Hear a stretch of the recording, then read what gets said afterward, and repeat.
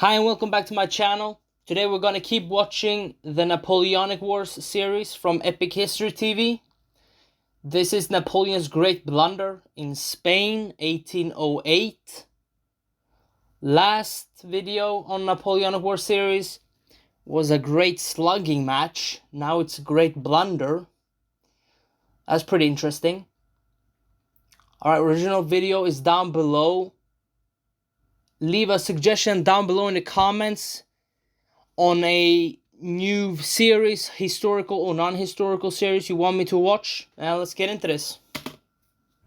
An Epic History TV History March collaboration, supported by our sponsor, Osprey Publishing. In the autumn of 1807, Look at that map. Look how much he has French got. Emperor Napoleon Bonaparte dominated Europe. Yeah. He had humbled Austria Yep. and Prussia, Sure. and sealed an alliance with Russia. That's true. Of the major powers, only Britain still defied him, Yeah, because Sweden... safe from invasion thanks to its powerful navy.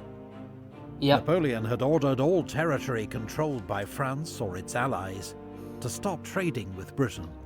The so-called Continental System, or Blockade, Sure. designed to wreck Britain's economy and force its government to make peace. Yeah. But neutral Portugal had continued to trade with its historic ally, Britain. Makes sense. So Napoleon sent an army under General Junot to occupy the country and force it into line. Okay. The invasion was supported by France's ally, Spain. Sure. Though privately, Napoleon held Spain's rulers in contempt. Yeah. The Bourbon royal family was decadent and corrupt. The king and crown prince loathed each other, while the country was effectively run by Chief Minister Manuel Godoy, the Queen's lover. Great. Spain, Fantastic. Napoleon concluded, was backwards, militarily weak and incompetently governed, and he devised a plan to seize control of the country. Spaniards, after a long agony, your nation was perishing. I have seen your pain, and I am bringing you a remedy. In the spring of 1808, under the pretext of guarding Spain against the British, French troops took up strategic positions around the country. The Spanish people saw the French military presence as the latest in a long line of humiliations. Yeah. And held Chief Minister Manuel Godoy responsible. Sure. There were riots at the palace of Aranjuez. Godoy was nearly lynched. Yikes.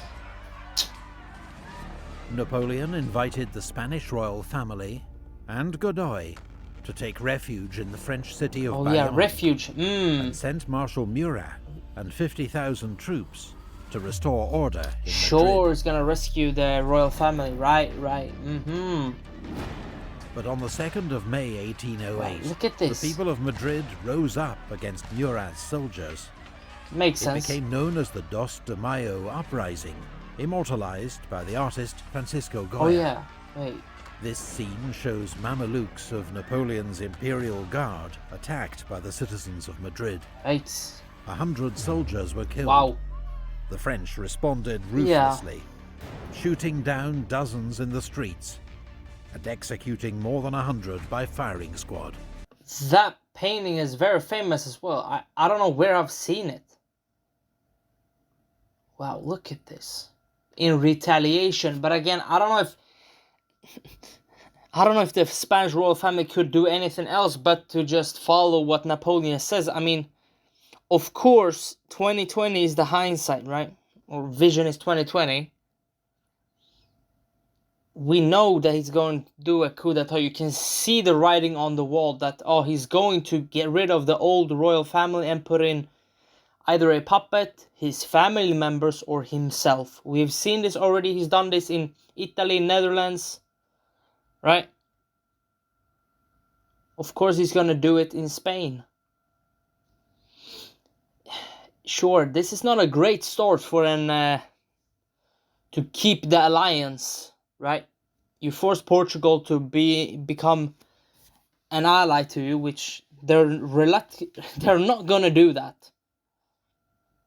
But okay, you force them, sure. But then now you force at least somewhat not peaceful, but the monarch was something in Spain that kept it together for not turning into a civil war, right? But now Napoleon has soon turned it into his own kind of civil war with his own ally. Let's see how this goes. Meanwhile, in Bayonne, Napoleon forced King Carlos to abdicate, Yeah. and bestowed the title King of To Spain his brother. on his own brother, Joseph. Yeah, see? Who is the enemy of your happiness? Napoleon, Emperor of the French? What is Napoleon's origins? From evil. Ooh. That summer, Uh-oh. as Napoleon forced Look a at this. new modernizing constitution on Spain, and his brother Joseph entered Madrid as its new king, How was that going? the Spanish reacted with fury. Yeah, would make The sense. French weren't just arrogant foreigners No. trampling on their national honor. They were godless atheists who, during the French Revolution, had rejected the Pope and Catholic Church. Exactly. Caligula and Nero, very fitting. Exactly. Context of the situation, right? Not what Napoleon stands for, but what Napoleon's, how he came to power, what that stands for. It stands for not heretics per se, but anti-Christianity, anti-religious. However, it is merit-based, at least somewhat, right? The French Revolution. Yeah, context here, right? This was not the best move by Napoleon by appointing... I mean, what was the French Revolution, though? They were sick of a monarchy. Then Napoleon came and took power as just a... What was it? First council, right? There were 2 or 3 councils. And then he became king, I think. And then he crowned himself emperor. And now, throughout these years, when he has conquered different regions and nations, he has put his family and friends in power, which all monarchs around France have done. That's why they wanted to become a republic, because they did a revolution against that. But again, it takes a long time, but the thing you're fighting for will sooner or later consume you, and you will become what you were fighting against, if you understand what I mean, right? Napoleon, priests warned the peasants, was the very Antichrist himself. Sure. Revolts erupted across the country. The Spanish army was joined by militias and partisans who attacked French troops and killed collaborators. Wow. French soldiers carried out savage reprisals. No mercy was shown. The countless atrocities horrified Francisco Goya and led to his famous Disasters of War I mean, this series. this goes both sides, so sure. There's nothing new, First, sadly. it seemed the French would easily put down the revolt.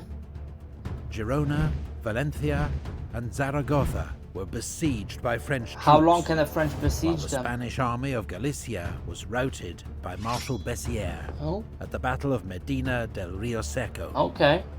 But 8 days later, as General Dupont and 3 French divisions withdrew from Córdoba, slowed down by wagons piled high with loot, they were surrounded at Bailén by General Castaños' army of Andalusia and fought. I mean, you can see on the map,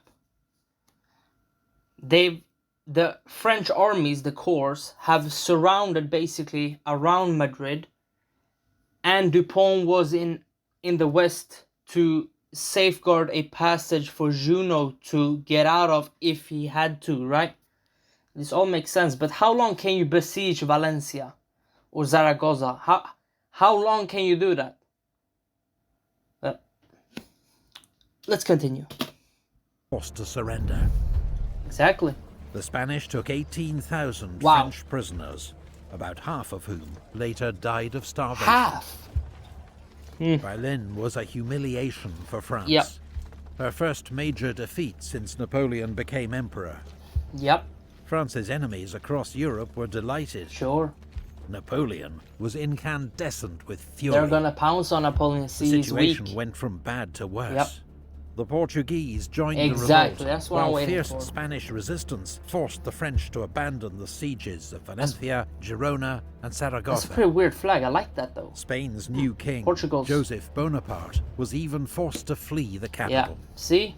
And now it's The open. British assisted the revolt, Propaganda. which the Spanish now called a war of independence, by shipping weapons to Spain using the Royal Navy. Wait. I don't understand. This is propaganda, right? Right. So it's John Bull and Don Bull. And they're skewing out of their nostrils liberty.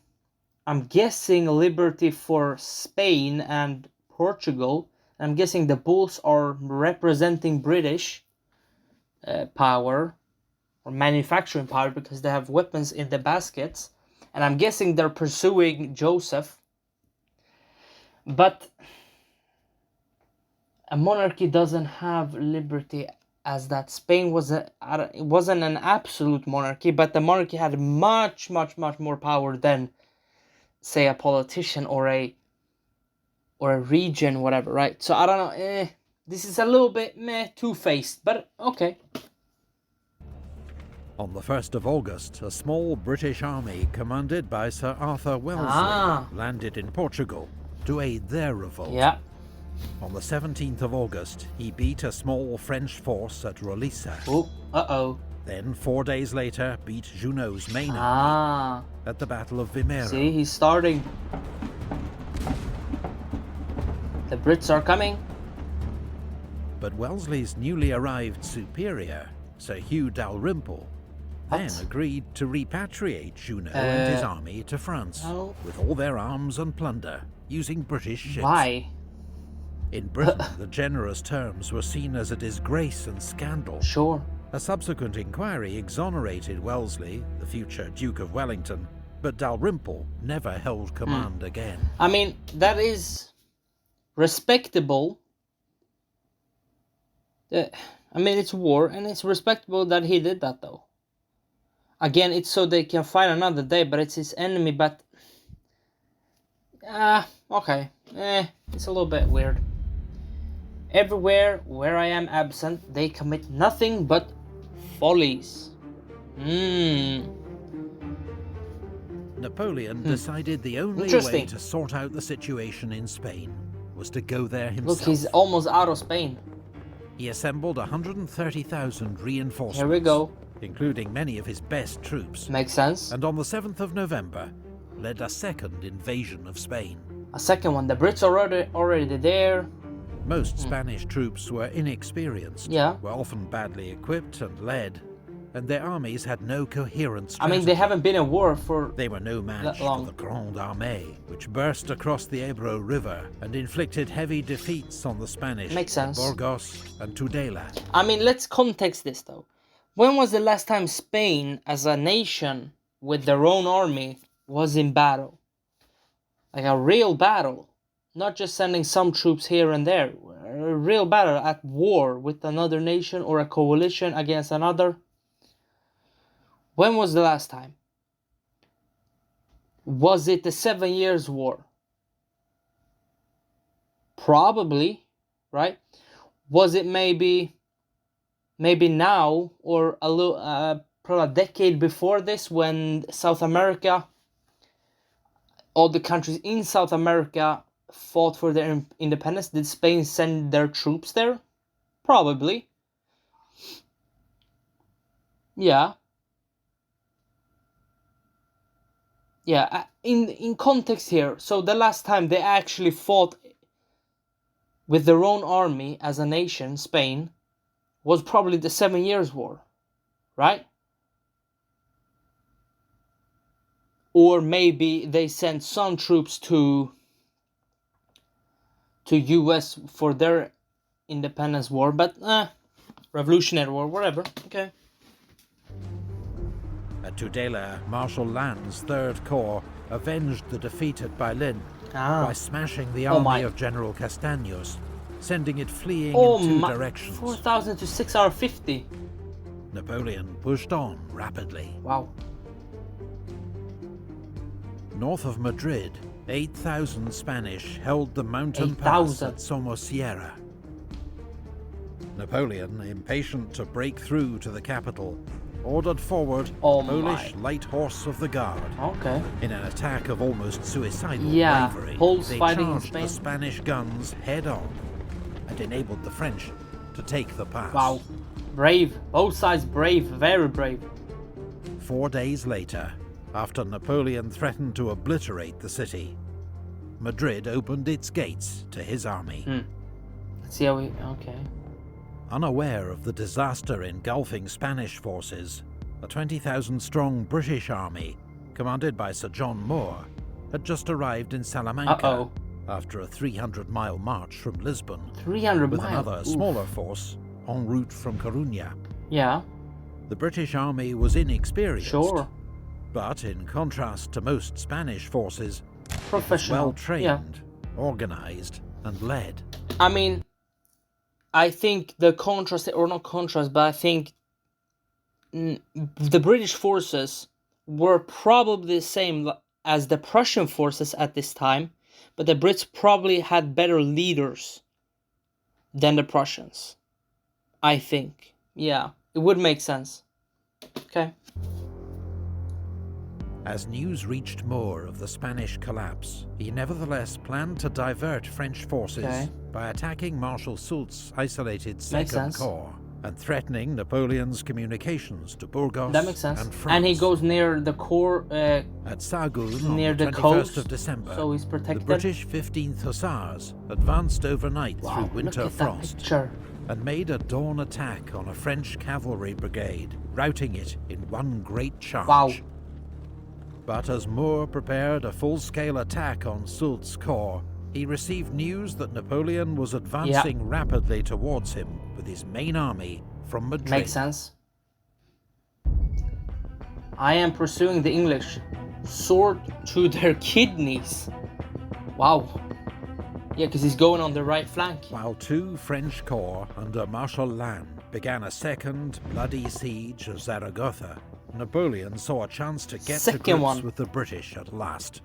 Intending to trap Moore between his own forces and Soult's Second Corps, he force-marched his troops over the icy Guadarrama Pass in the midst of a blizzard. Oh my. Moore, facing odds of more than 2 to 1, immediately ordered a retreat, planning to march 250 miles to the coast, where his army could be evacuated by the Royal Navy. I was gonna say, why don't you just go to Santander? But then I saw, of course, the Second Corps is just gonna hold him there until Napoleon comes from the south up north and attack him. So yeah, Coruña, you have to go. You can't go Vigo because it's a little bit... Napoleon can come on your left flank, right, and keep you there and attack you from the right flank. So, yeah, okay. And it's closer for the ships to go to Coruña. For both sides, the race to the sea was an exhausting slog through mountains, mud, and bitter cold. Yeah. Many fell by the wayside as British discipline collapsed, leading to looting and drunkenness. Except among the rear guard, which fought several skillful delaying actions and kept the French at bay. That's awesome. Look at them. Soldiers of Britain's elite 95th Rifles were prominent in these skirmishes. Okay. This specialized light infantry regiment wore green uniforms for better concealment, and were one of the few units on any side armed with rifles. Sure. Yeah. Unlike the standard smoothbore musket, rifles had spiral grooves in the barrel that spun the bullet as it was fired, making them slower to load, but much more accurate. Yeah, snipers, basically. In one legendary incident during Moore's retreat at Cacabelos, Rifleman Tom Plunkett picked out and shot dead a French general at 400 yards. Wow. Some say further. 400 yards. Wow. Thanks to the skill of the rear guard and the desperate pace of the retreat, the British kept one step ahead of the French. Amazing. On New Year's Eve, Napoleon received grave news from Paris, Uh-oh. rumours of plots, and Austria mobilizing once more Ah, yeah, you see. for war. The Emperor immediately left for France, taking many of his best troops with him, Makes sense. and entrusted Marshal Soult and Second Corps with finishing off the British. Uh-oh. The pursuit continued, but on the 11th of January 1809, Moore's ragged army reached Corunna. Oof. The build-up feels like Toulon all over again, right? It just feels like, I mean, let's just look at the map. Napoleon can go to the east, right, and put guns there. Or not Napoleon, because Napoleon just went. But the commander here, the general, can go with the guns and go on the east side there and just shoot their ships. Right? Maybe they don't have time to do that. Makes sense. So they have to fight them head on, just, okay. But this is very reminiscent of Toulon. John Moore's exhausted army, the Spanish port meant supplies, rest, and the prospect of rescue. Yeah. But few ships were there to meet them on the 11th. Yeah, too slow. Fortunately, the British had been able to blow up bridges behind them to delay Marshal Soult's advance. Smart. Fort San Diego. 3 days later, on the 14th of January, the naval San transports Antonio arrived, allowing Moore to begin embarking That's his cool. cavalry and artillery. Maybe that's where it's from. But the very next day, Soult's army appeared on the hills south of Corunna, It's Soult. taking up positions on the heights of Peñasquedo, where he sighted his main battery of cannon. Wow. Half of Moore's army deployed in a defensive line 2 miles south of the city, Makes sense. with 2 divisions held back to protect his right flank. Okay. Both armies were roughly 16,000 strong. Okay. The French had Equal-ish. 4 regiments of dragoons, Ah. while the British cavalry was already aboard ship. Uh-oh. But the broken terrain of walls, hedges, and olive trees made it a battlefield ill-suited to cavalry. Yeah, makes sense. Good defense. Soult's plan was to attack the British right flank and trap Moore's army against the sea. I mean, that makes sense, but again, you could put there on, you have troops, I think that's cavalry, you have them on east side there in Perio. Why don't you just put cannons there? And you could just blast them there on their left flank and then just attack on the right. And the only place they can go is either towards the sea east or north to the ports. But okay, let's see how this plays out. Around 2 p.m., the French artillery opened fire. Then Mermet's infantry division advanced, supported by La Houssaye's dragoons on his left. Okay. Moore had been unsure if Soult would attack, and had just ordered Paget's division to begin embarkation. Now he hurriedly cancelled that order, Indecisiveness. ordering Paget instead to bring up his men to reinforce his open flank. Makes sense. And Fraser's division to take up Support. position on the heights of Santa Margarita. Margarita. The French advanced through hedges and over walls, with heavy firing from skirmishers on both sides. Wow. Then the British counterattacked. Ah. The 42nd Highlanders and 50th Foot charged into the village of Elvina and drove the French out. But in confused fighting, they in turn were soon pushed back to their own lines.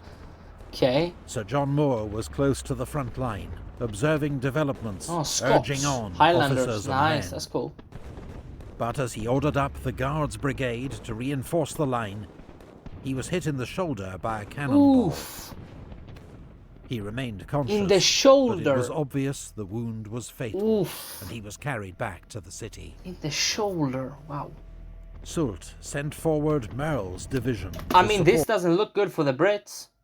The Brits attacked first, right? Baird attacked Mermet, right?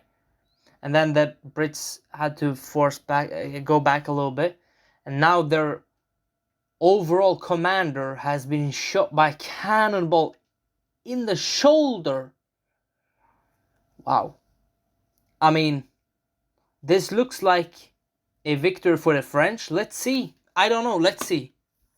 The This attack just on looks like Elvina. easy. Scottish General Sir John Hope had taken Oh, over okay. command of the British Army Okay. from the dying Moore, and he ordered forward 2 battalions of infantry Makes sense. to meet the French attack. Okay.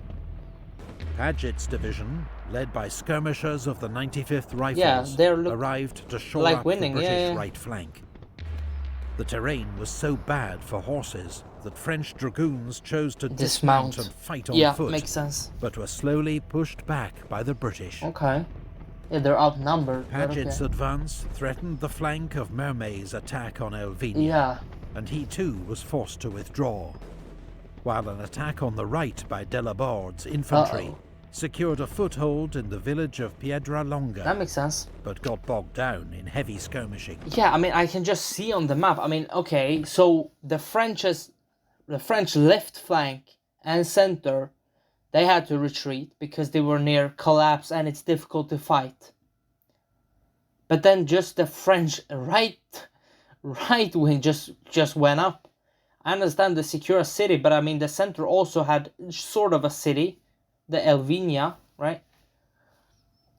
Okay, this doesn't look good for French, but the Brits also look now. Paget is going a little bit too further than he would have hoped, no? He's going a little bit too far, but okay. Around 6 p.m, dusk fell, and firing died out across the Makes battlefield. sense. Why? News that the British line had held reached Moore shortly before he died in Coruña. That's good for him. Around 8 p.m. That's comforting. That night, the British lit campfires and posted sentries, then silently withdrew to Makes Coruña sense. to begin embarkation. Yeah, I mean, if the French had guns... The next morning, the French found the enemy positions abandoned, but they were slow to take advantage. Okay, maybe they... It was... Let's think about it. Maybe the French... Maybe the French allowed the British to escape like that because the Brits, at least one guy, repatriated. Was it Juno? I think Juno to France, right? So maybe this is okay, we're gonna let you escape. We had our battle and we're gonna let you escape. Maybe. I don't know. Okay. It wasn't until noon that they were able to bring up 6 cannon. 6. And get them into position, overlooking the Bay of Coruña. Okay. The British had almost completed their evacuation by the time the French guns opened fire. In a hurried departure, a few British transports ran aground, and 2 were set on fire. Okay, maybe it wasn't... But overall, losses were light. Okay. A small Spanish garrison held Coruña, waiting until the British fleet had escaped to sea, before surrendering. That's pretty cool.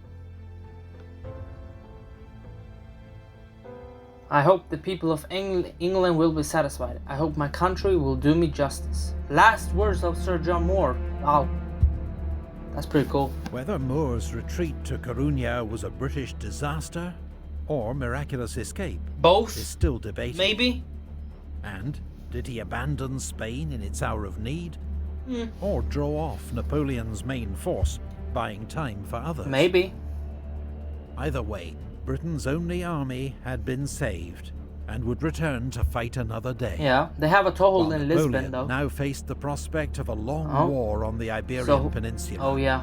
And renewed conflict with Austria. So Austria is back. A war on 2 fronts that would challenge his empire like never before. Yeah, and Sicily is still not on her side. Napoleon had blundered in Spain. Yeah. But it was years before the scale of his mistake was evident. So that's the blunder, okay. Then he would say, "I embarked pretty badly on this affair, I admit it. The immorality showed too obviously. Okay.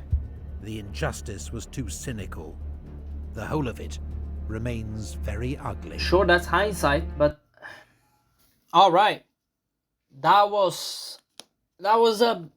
wasn't the biggest blunder, but it's big enough blunder for Napoleon at this time for it to evolve into something like he himself said it's just too much for him in the future to be dealing with. And now that Austria is in the war again, he has to fight Austria and Spain. And Sicily also wasn't conquered, so it's a thorn in his side there. Brits haven't surrendered. The Swedes are still there. I mean, if Prussia is going in as well and Russia is going back in, that's gonna be catastrophic, right? Alright, but see you in the next video. Bye.